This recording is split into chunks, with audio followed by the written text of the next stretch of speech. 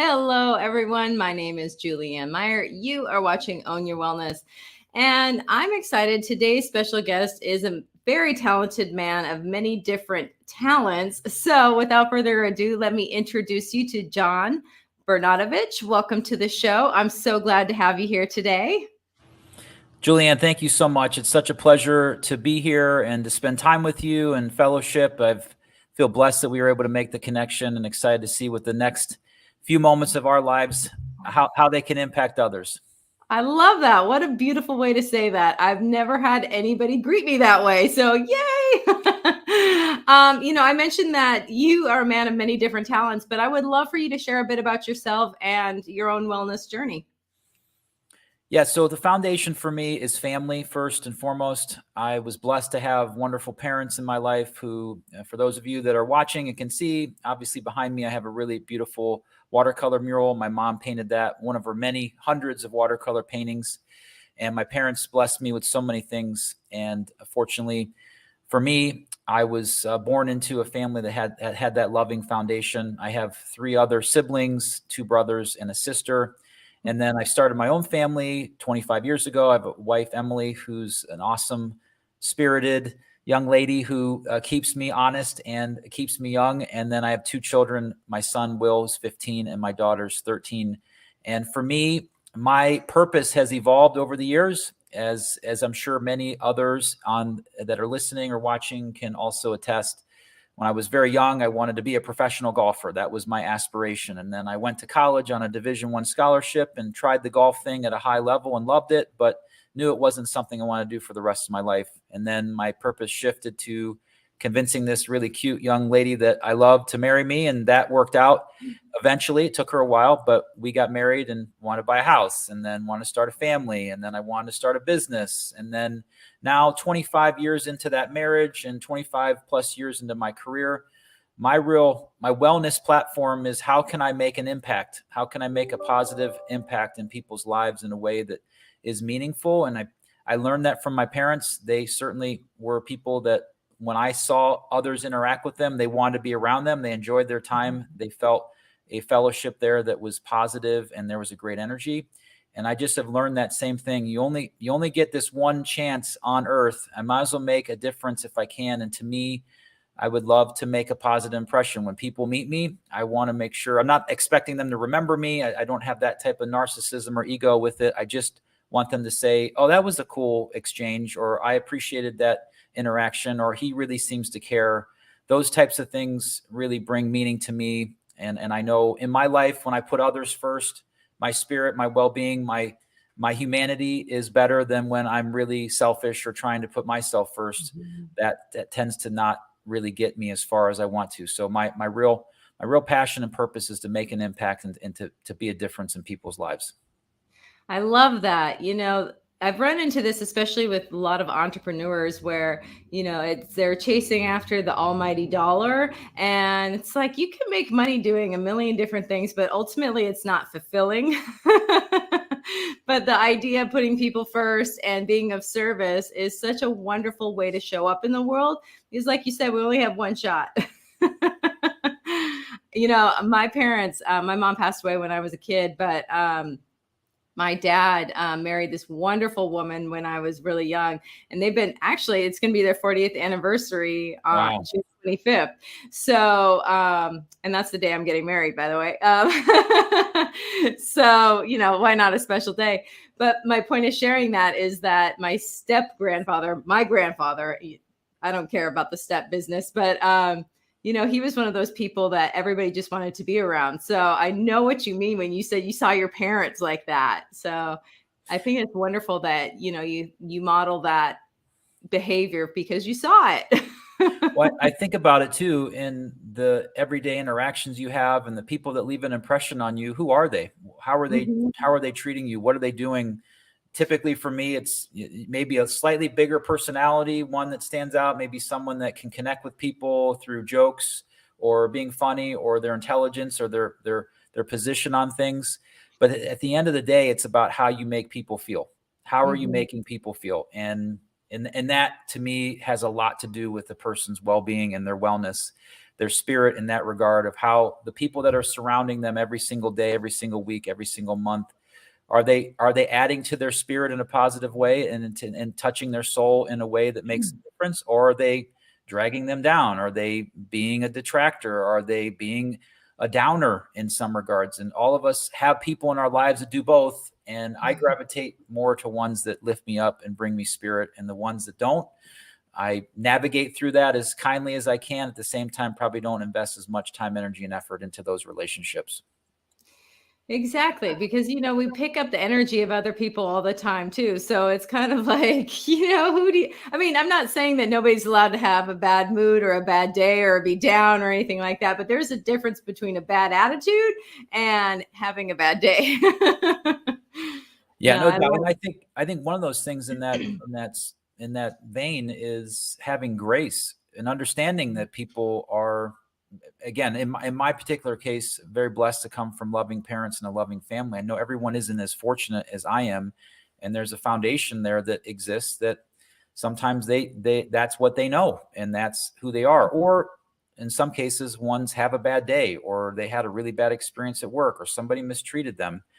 And if we're not willing and able to give those closest to us that we care about grace as they're working through those challenges, then how are we going to earn that back when it's our turn and we do something that we skin our knee one day at work, or we have a really frustrating day or a bad experience? We have to be graceful and empathetic to people in their circumstances in order to get that returned in favor when it's our turn to hopefully earn that from our family, friends, and close confidants. I love that. I love that. Yeah, grace is including with ourselves. I think grace is something that, at least for me, I struggle with showing myself some grace. But honestly, it's so much easier when you do, because it's like, if I'm going to treat a stranger better than I treat myself, that's a problem. So I think highly accomplished people, though, which I'd put you in that category, is we're the hardest on ourselves than anyone else ever will be. We're our own worst critics. I'm a huge sports fan. I hear it all the time. The greatest athletes, I don't need to be motivated by my coach. My coach cannot motivate me as much as I am motivated by myself. And there's an aspect of unhealthiness in that regard at some point, to where you just may not feel good enough, or at some point you can't play your game as well as you used to play whatever game that is. And I'm not necessarily a sport, but TV show host or parent, or in my particular case, my son is starting a lawn service and he's helping out some neighbors and friends. And I used to be able to help him a lot in the yard and do those things. And now I can help him, but all of a sudden I'm not quite as capable as I was 5, 6, 7, 8 years ago. And I take that as a challenge, but I don't beat myself up over it. I'm still there for him. I support him. I help him find someone who can plug in for dad to do some of the heavy lifting at time. But you just have to give yourself that grace and realize when things are changing that it's a little different John or a little different Julianne than it was 5, 10 years ago. And that's okay. That's okay. I love that you said that too. Whenever people like, you've changed, or something like that, I say something along the lines of, yeah, I also don't play with Barbies anymore. We evolve, and that's okay. Yeah, I don't for want sure. to be If the you're same. still playing with Barbies, that might be, I guess that's okay if you still are, because I know a lot of Weird. people, at least in my day and age, it's a lot of Star Wars figures. You occasionally go to a friend's house or something else, or they'll nerd out on the newest Mandalorian show, and that's totally cool. I think that's great. The kid at heart, let's not take it out of ourselves. Adulthood Yes. has a lot of perks, but it also has a lot of things that suck. Let's just be honest with you. And to be a kid at heart is never a bad thing. You know what? One of the things my dad always said to me, and I thought this was brilliant advice, and he said to me that if I ever got married or if I ever dated somebody, that they absolutely needed to have a hobby. Something that they just truly enjoyed to do. And I thought at the time I didn't understand, but now I get it, because it is keeping that kid part of us alive, and that enjoyment and that joy, because life can be so serious if you let it. Yeah, and you end up identifying with how you spend your time, if you think about it. And I Yeah. know that's why a lot of the work I do in my businesses is really around creating engaged employees, giving them meaningful work in what they do. And I think about it for myself. I love to play golf, and there's some people in this world that I'm sure have done that before and probably think I'm crazy. How can you love chasing that little white ball around and it's still frustrating? Because it's really, really hard. But my greatest outlet of stress is going to play a round of golf. And that may sound weird, but that's how I disconnect from what's going on in my life. And I really enjoy that. And it gives me more spirit when I'm back with my family or back in my work. And whatever that is, whether it's playing with Barbies or playing golf or writing or running or meditating, whatever you find passion in, you have to do that for yourself. You have to recharge your battery, or else you're not going to be able to give and make the impact that you want to make. And I'll say that's easier said than done. There definitely are weeks where that is it takes me a lot of energy to get myself out to the golf course or to work out or to do things for myself, because work and life gets in the way of that sometimes. And you have to be incredibly mindful of that and not let those things, not let everything always come before yourself. If you do that for too long, at some point, you're not going to be who you want to be to others and to yourself, most importantly. That's very true. I always talk about how you have to add fun into your schedule. And, like you plan a vacation. If you don't plan the vacation, you don't go. So, I mean, if we're going to spend all this time planning our lives out, for work and, family time, why not add in another, element like golf, for example? And I have to say, though, I understand golf. I've never played it, but I get it, because you have to focus on something so completely. It really gets your mind off of other stuff. So I can appreciate that. A high degree of focus for sure, especially even when you play in competitive tournaments. I have this commitment to each shot mindset, and it's easier said than done. If it sounds real simple, and hopefully I don't have to do it about 70 times in a round, which means I'm playing a pretty good round of golf. But being committed to the shot I'm about to hit, and roughly you have to concentrate for about 6 seconds is what I've timed it for myself, when you're actually over the ball and ready to swing, and then you hit it. And if you can make that level of commitment for that period of time, my chance of hitting the shot I want to increases. Now, I don't always do it, clearly. And then accepting the result is another great, I'll call it, lesson of golf that I learned in my life, and that wherever the ball ends up, I can't blame anyone else, because I was the one holding the grip and swinging the club and making the shot. And a lot of life lessons can take place in that ownership of your own decisions and the things that you do. A tremendous amount of things that I learned, life lessons, through the game of golf. But that focus and commitment is the same for my time today on this show. Before the call, I got all my areas set up. I got ready, took a shower. I got my cool shirt on that I like. I had a good spirit, good breakfast, and I wrote a few notes just to make sure if you asked me a question, I was prepared for it. And here I am, committed and focused on our time together. And that silly thing, golf, has taught me so many things in life. And beyond that, the friends and fellowship I've made on the course, I have lifelong friends because of golf, lifelong. And that's something I've been very blessed with. And hopefully I'm converting someone out there that's thinking about playing golf, because golf is becoming way more popular. In COVID, golf got really popular because it was something you could do so safe, socially distanced, and outside. And the trend hasn't gone away. It's interesting how many young people are getting into golf and how much interest there is in it. But this is not a plug for golf, although if that's your wellness outlet and how you get your spirit back, then let's keep at it. I love it. Mine is pickleball. I love pickleball.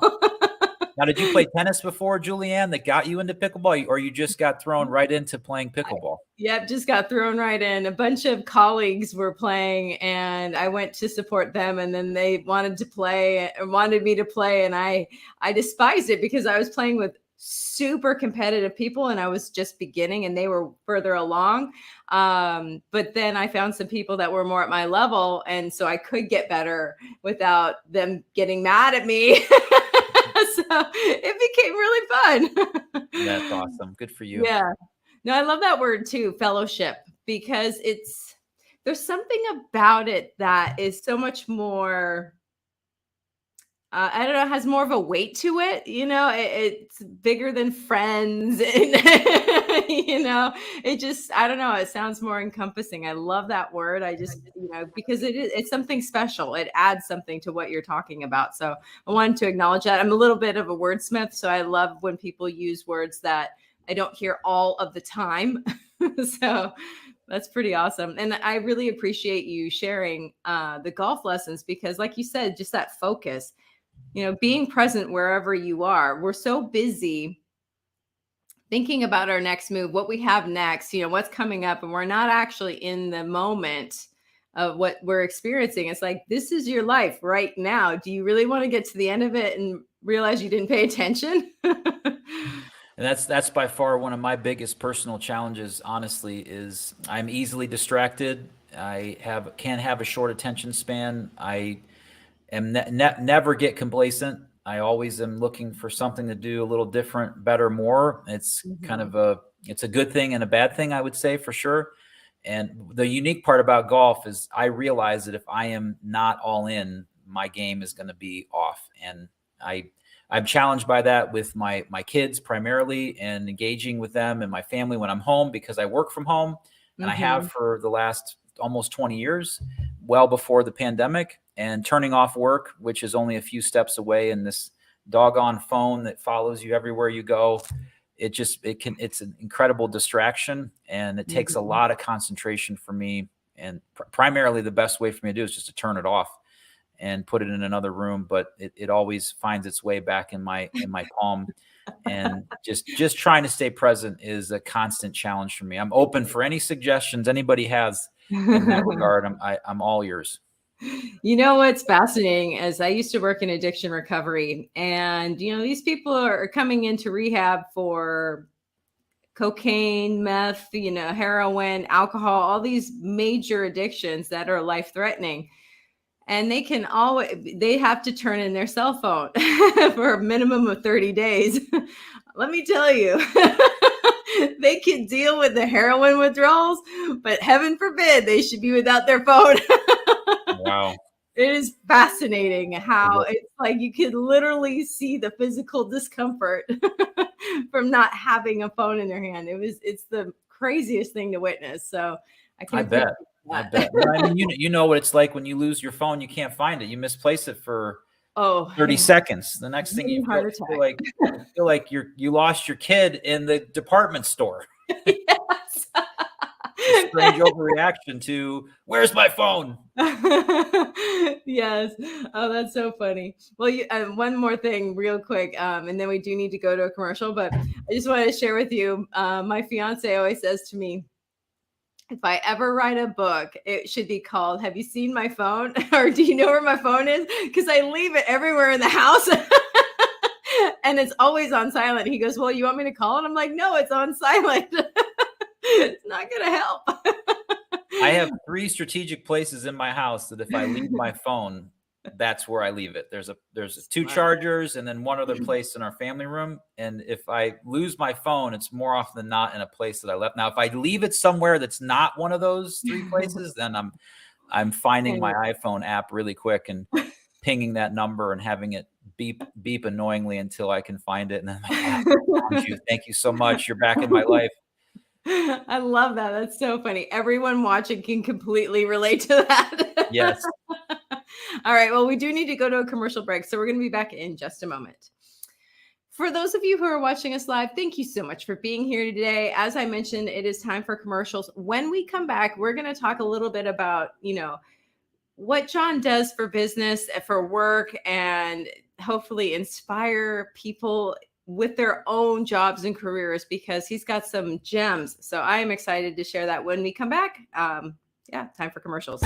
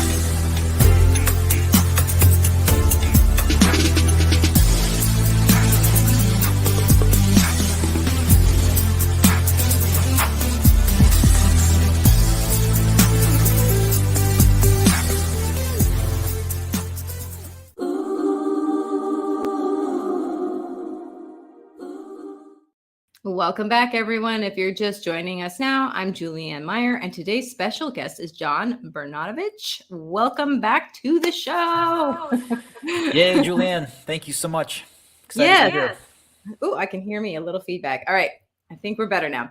Anyway, all right. So before the commercial break started, I was talking about, I kind of touched on your business a little bit, and I really want to talk about it because that's actually the reason why I reached out to you. When I saw what you were up to, I was like, this is an interesting man, and I think he needs to be on the show. So let's talk about it. Oh, thanks so much. Appreciate that.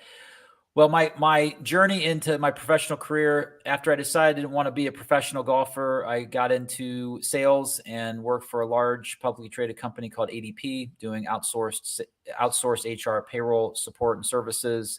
Then got into the staffing business. Then eventually my wife and I had our kids, and I was inspired to become 100% entrepreneur and went all in by starting my firm Willory, which is named after my kids. I have a Will and a Mallory, as I mentioned earlier on the first segment, and combine that into Willory, which we are a staffing and consulting business that's focused in the HR and payroll space. And we do two distinct things. One is we serve clients with their staffing needs, whether you're looking for someone in your HR payroll department or you have a temporary need where someone's left because of maternity leave, whatever the case is. We really focus in on that HR and payroll community. And then we are advisors and technology consultants. We help out companies that are trying to make their HR and payroll function work more efficiently, better, more strategically.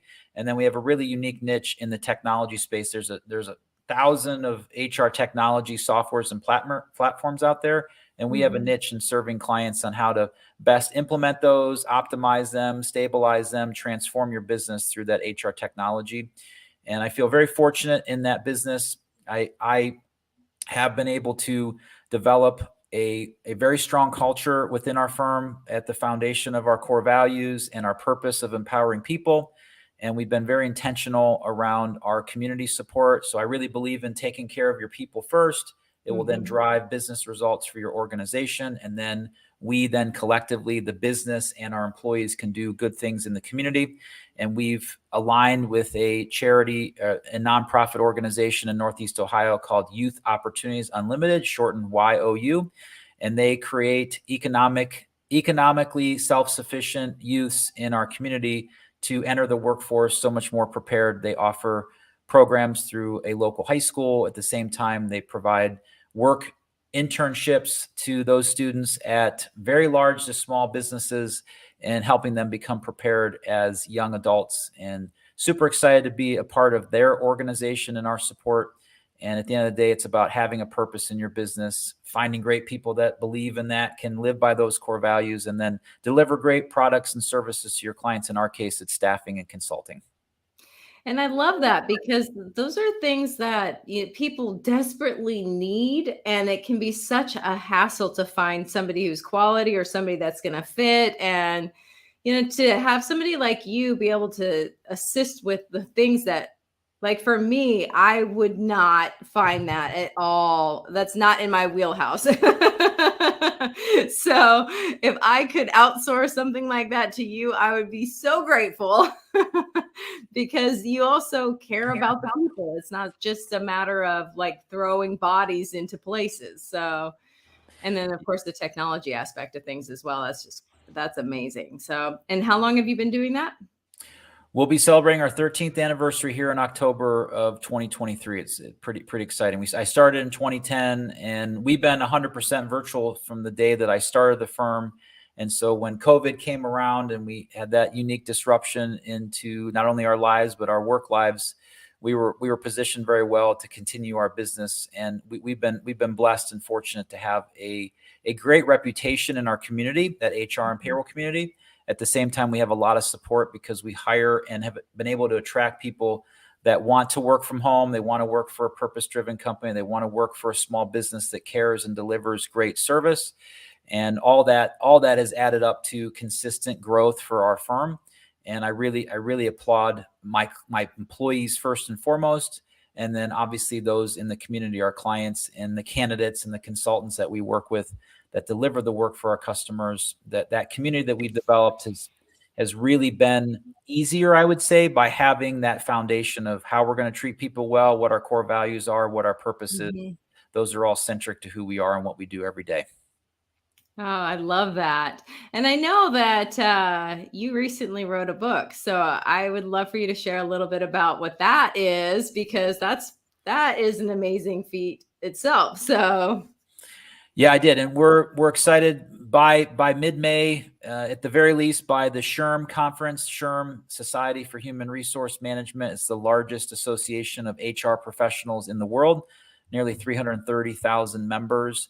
They have a conference in Las Vegas, and they have a bookstore at that conference. And I thankfully have been the publisher of my book, and they will have that ready for the SHRM conference by mid-June. It's supposed to be out sometime May 23rd is the latest date that we've heard. But if you ever written a book before and you work with a publisher, sometimes you just have to ebb and flow with that to make sure you get the quality out. But the book is called HR Like a Boss. And it is what it sounds like. It's how do you do amazingly awesome HR? It's a guide for you as an individual. And it's really geared for three types of people. One, the HR profession, the professional that delivers HR every single day. The second is an owner of a business, someone that's running a company that maybe has employee related issues, maybe hasn't been able to create that right connection with their HR function as they wanted to. And then it's also geared for other executive leaders inside of a business that partner with human resources, because we all end up in management needing to do HR like a boss, or we as an owner need to deliver great service and support to our employees to drive the results that we need. And so if you're not one of those categories, if you're sitting there saying, I'm not an owner, I'm not an executive, I'm not an HR, well, make sure that you tell someone in that role to buy the book, HR Like a Boss, so they can deliver great human resources to you as an individual employee or in your capacity at work. Because to me, I wrote the book for employees. And really, frankly, that sounds weird. You just said you wrote the book for HR executives and for CEOs, but I wrote them for employees because I don't know if you know this, Julianne, but 2 out of 3 employees say they're not engaged at work, which means they're half paying attention to what they're doing. They're not all in. They're not committed, like we talked about on the first session. And 90% of those employees say they're not sure that my employer cares about me. Wow, is that a bad formula for wellness, that we're spending so much time not feeling engaged and then your employer doesn't care for you? I believe that delivering great human resources in an amazingly awesome way will change that, can change that. And I've seen it firsthand. I've seen employers that made a change from, I'll call it old school HR to new age HR, and the difference for people is paramount. And oh, by the way, they're driving business results. They're making more money. They're more highly profitable. And that's more or less the formula for HR Like a Boss.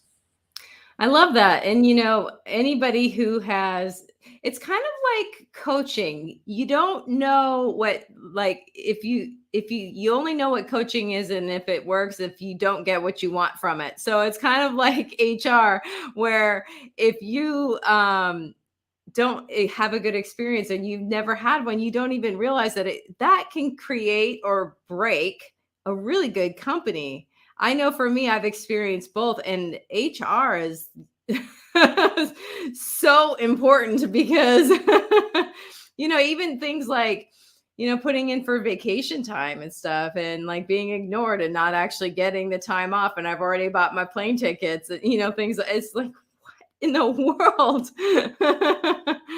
It's those little simple things, Julianne, that are foundational items. And in the book, I talk about having to have those fundamentals down really well. It's, again, back to a golf analogy or a sports analogy with shooting a free throw or a layup. You have to have your feet found in the right foundation, your arms and all the motion correct to be able to do that consistently. And getting paid time off request done right for employees is a foundational item, and making sure you get paid every other week correctly is a foundational item. And you can't do HR Like a Boss if the foundational items are not there. And I think your example of what you described is really important. If once we get those done right, which we talk about in the book, then we can go to next level things that can really drive meaningful work to your employees, bring results back to your business from a that perspective. And the table stakes for doing HR like a boss align really well. I was paying attention to your commercial and your intros, and you have to love what you do. First and foremost, you have to love working with people. And I know you had something in your intro about loving yourself. In order for you to be successful at your work and in your job, you have to love what you do. And if you don't have that, we all know what it feels like to do something you don't like to do and have to do it every single day. And then secondarily is about having an ownership mindset. You talked about in your opening, and the tagline for that is having a growth mindset, just owning what you can control every single day. The unique part about being in HR is a lot of people get into HR because they like people, but then they are people and they do crazy, wild things. And all of a sudden that gets onto HR's plate. And if you don't love it, then, and you don't own that responsibility, you're going to struggle in the field of human resources, because it has to me, the greatest opportunity to make the biggest impact inside of a business of any department. But it also comes with a lot of responsibility, a lot of challenges, a lot of unique circumstances that happen inside of a business that falls into the Department of Human Resources. So those are foundational items. Love what you do, own it. And it doesn't, if you're not in HR, it really applies to marketing like a boss, or sales like a boss, or TV show host like a boss.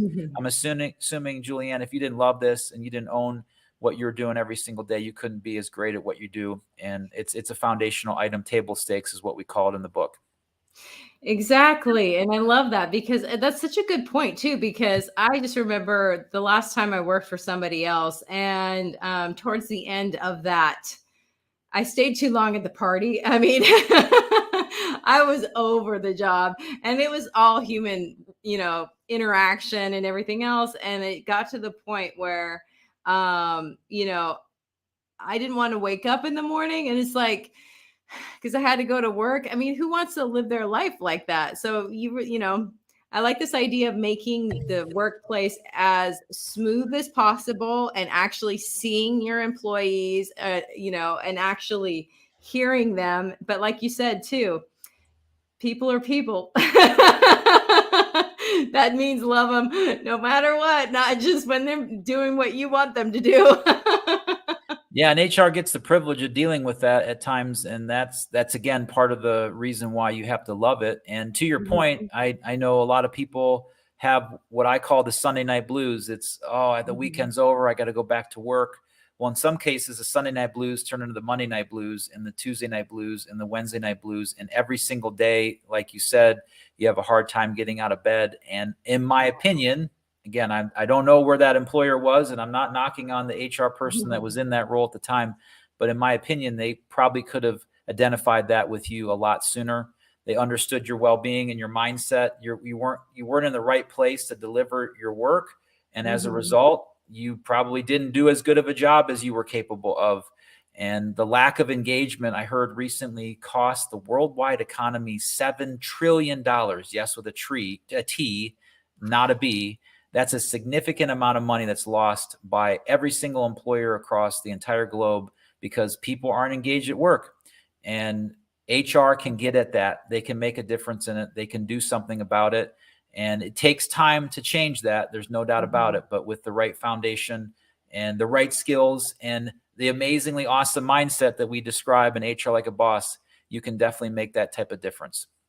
I love that so much too. Yeah. And I think about my experience too. And the ironic thing about it was all the things that I wanted and I'd been asking for in order to be comfortable enough to stay, they offered to me after I put in my 2 weeks notice to get me to stay. And I said, too late. I actually gave them over a month's notice. So, because I did love them and I knew it was me, like I was ready to move on too. But yeah, there were so many things that could have been done that were so simple and didn't cost anything. And I would have been so much more happy. And, and I know that I'm not the only person. I know that that is not unique, is what I'm getting at. Yeah, it's all over the place. And again, like I said, I know the market for the people that are going to buy my book are those HR leaders, those business executives and owners, but it's really for your employees. It's if you want to make a difference in someone's life, there's 5 foundational chapters, sections of the book. It starts with thinking differently. We have to think differently about what we're doing every single day. And it starts with, in my opinion, employee engagement. Every employer needs to look at how are we helping our employees be engaged at what they do, find meaning in what their work is, and ensure they understand how they're being productive and supporting the business. Someone in all various roles may not know where they fit inside of the company, and we need to change that. The second item of it is to be different. And I know you talked about that a lot, understanding your employees and where they are mentally, socially, economically. How literate are they in those regards? How educated are they to be able to manage through challenging times or some of the financial constraints that happen? And we have to be different in that regard. And the next section is about being different.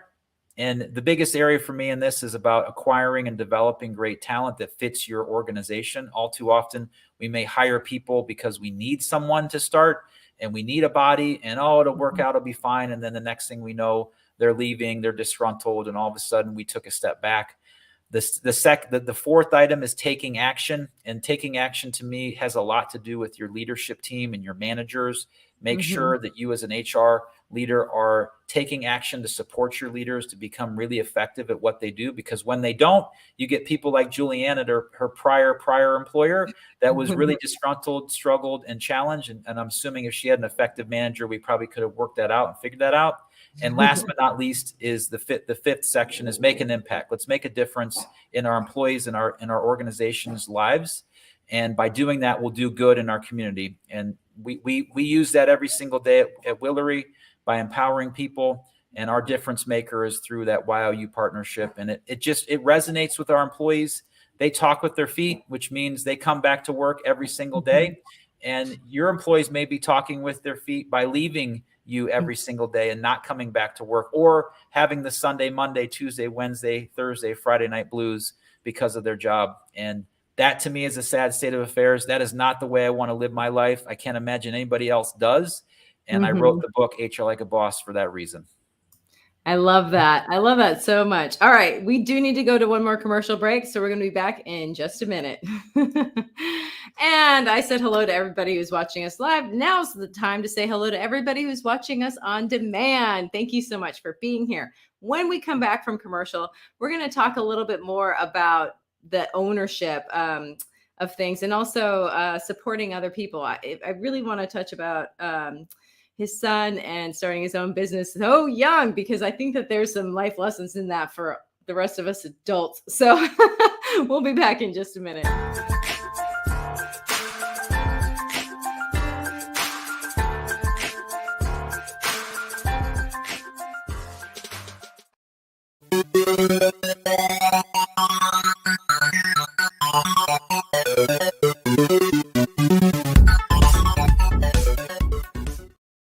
When drug or alcohol addiction take over, things begin to disappear. Your friends, your family, and eventually, you.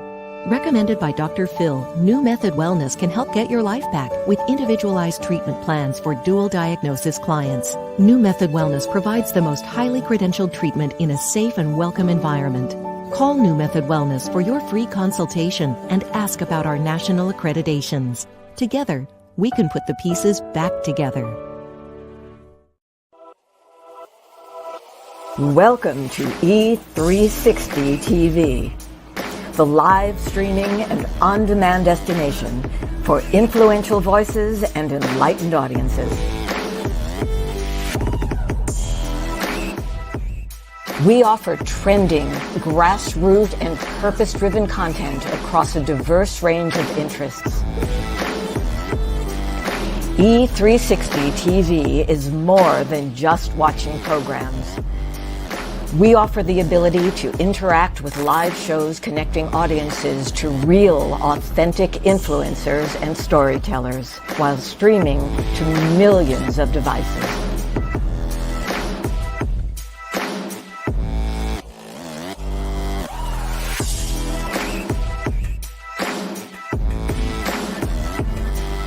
Real experiences. Raw conversation. One destination for it all. E360 TV.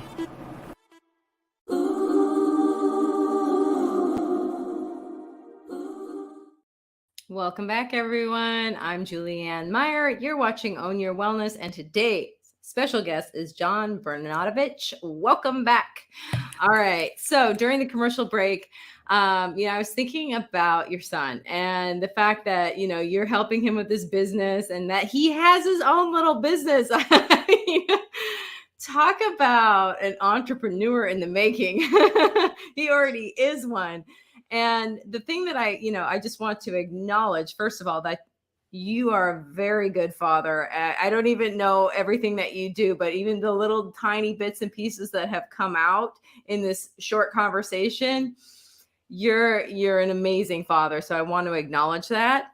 And then the other thing is that, just your kid's work ethic and that you support that and that he doesn't have these ideas of how it's supposed to look. Like he's got to go work at the mall, for example, or if there are even malls left. I don't know. But anyway, I would love for you to share how that came about.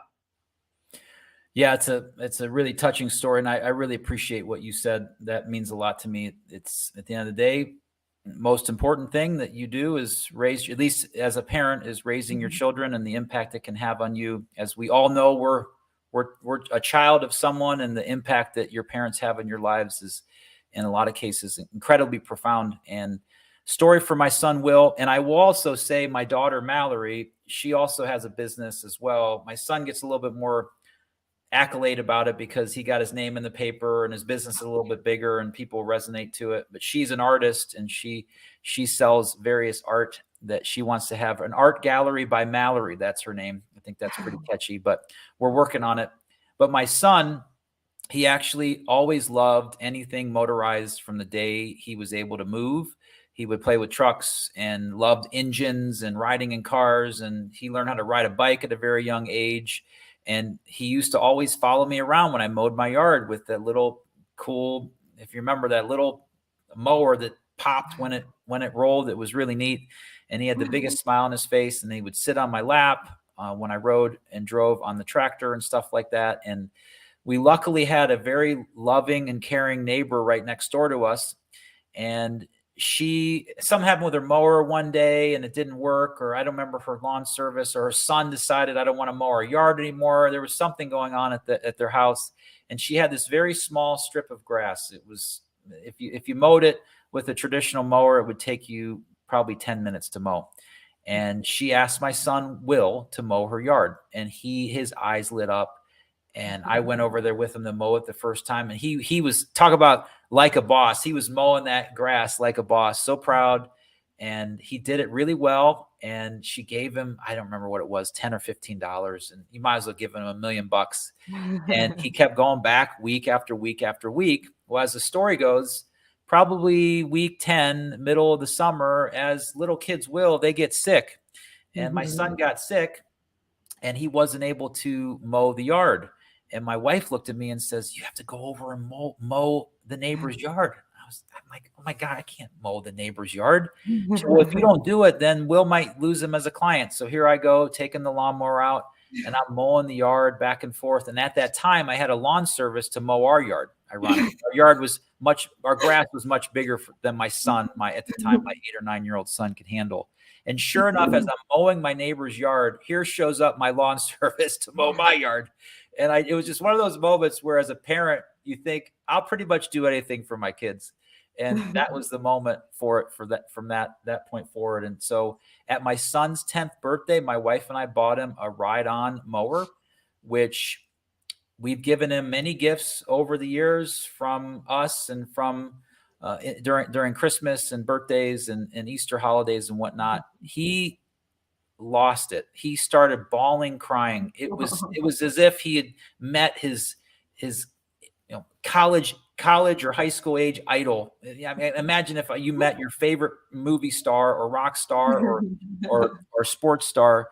That mower was his, and my brother made a logo on the back of it. Will do lawn service, so you don't have to. That's his slogan. He's got all this stuff for his business, and over time he ended up getting one customer after another, and he's learned a lot about business. I think now he's a little bit older. He's not that cute little 9 and 10-year-old kid. He's now being compared to professional lawn services. So he's challenged by, how do I deliver that high quality of service? And the main thing for me, for him, and for my daughter, and the thing that gives me a big smile on my face, is that they see me every day being an entrepreneur, and me hustling and doing what I do to write my book and to build my businesses and the things that I'm involved in. And I really feel like they're watching and paying attention, and they're wired in a way that I feel like they want to work for themselves and likely not for someone else long term. And I'm excited to see how that comes together for them over the next few years. I love that. I love that so much, that you're taking their loves and their talents and letting them run with it. When I was a little kid, I wanted to know how to read. And this is before kindergarten. I basically, from the womb, wanted to know how to read. I mean, that was my thing. And, going to public school, that wasn't going to happen for quite a while. So my mom enrolled me in Montessori. And so by, the middle of, not even the first, maybe a quarter into kindergarten, and I was reading real books, all because, not like the cat sat, real books. And all because my mom heard me and listened to me. So anytime I see, or hear of a parent supporting their kids in that way, it just warms my heart, because those are the things that stick with children. Like those are the things that they're going to remember when they're adults, that, wow, especially if they have kids themselves, because then they'll realize, oh my gosh, look what, I want to model that. I want to be that for my kids. So I love that. I love that so much.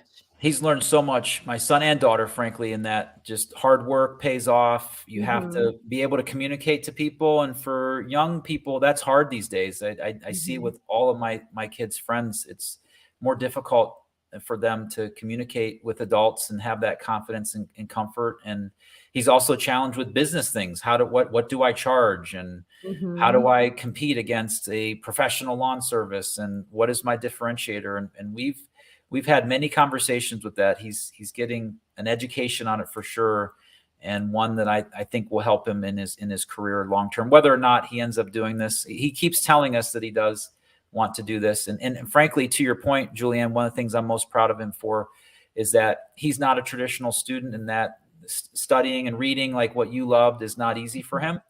And he likes hands-on learning and experiential learning. And they have a program in our high school for juniors and seniors to do things in that regard. And he likely is going to participate in their small engine repair class or in their construction class. And he cannot be more excited to spend half of a day doing that than studying, reading, writing, and arithmetic. Yeah. And it's really cool. It's not how my wife and I learned. We were traditional students and wouldn't have thought of going into that program at that time. But I wish I would have known more about it. I probably would have enjoyed that more than some of the traditional classes that I took. And we can't be more proud of Will and my daughter Mallory as well. Yeah, exactly. It sounds like she takes after your mom. Yeah, no doubt. She has a tremendous talent. All mediums. She can do it all. Clay and art and pencils and watercolors and acrylics. And she's been actually won a few awards in our school district and in the state of Ohio. And she definitely has, and she works at it too. She has a talent and she works at it. And I can tell that she really likes to do it, because we don't have to tell her. She just all of a sudden is over in her little nook doing her thing, which is really cool. I love that. I had the opportunity to go to art school in Italy, so I appreciate that. That was a really fun experience for me. I miss that. But yeah, art is fun. It's a wonderful way to express yourself. But so is, I mean, even mowing lawns, because, just the precision of it, just there's so many, it's just how do you want to show up? you know? Well, I think that to that point, the main thing for Will he struggled in school in some regards and has done really well in spite of some of the challenges that he's had. And the primary thing I would say about it is he really loved the before and after experience with mowing a yard. Before I got here, it was long and not tidy. And now when I'm done, you can see the lines and all the driveways cleared off and the sticks are picked up. In school, when you go to school every single day, you don't necessarily see those wins. You don't see the before and after. It's a long game, and he's not wired that way. And mowing a yard or doing a landscaping job where he's clearing out beds or putting down mulch or building a retaining wall, he definitely can see the before and after, and that really gratifies him, and more importantly, motivates him to do it again and work at it to fine tune his craft and be really great at it. Exactly. And I just want to say, you wouldn't expect a fish to climb a tree. So I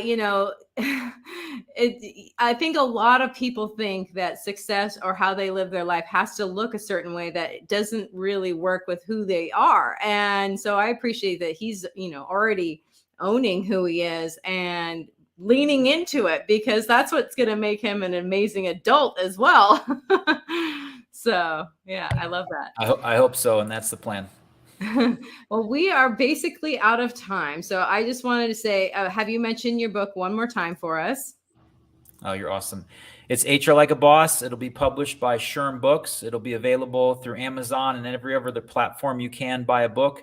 It should be released between May 23rd and June 11th. And I really appreciate those that are out there that are listening. I also really appreciate, Julianne, the work that you're doing and having me on the show.